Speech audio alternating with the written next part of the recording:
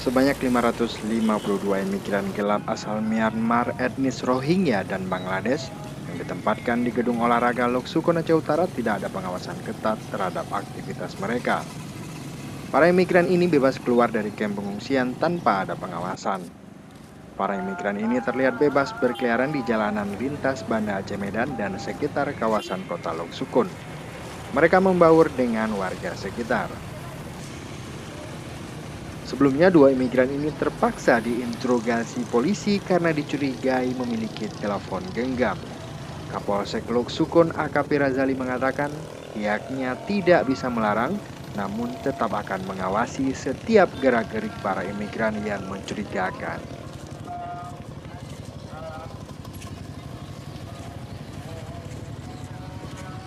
Dari Lok Sukhon Aceh Utara, Ferdian Majni, Taufik Lana melaporkan untuk Aceh Video.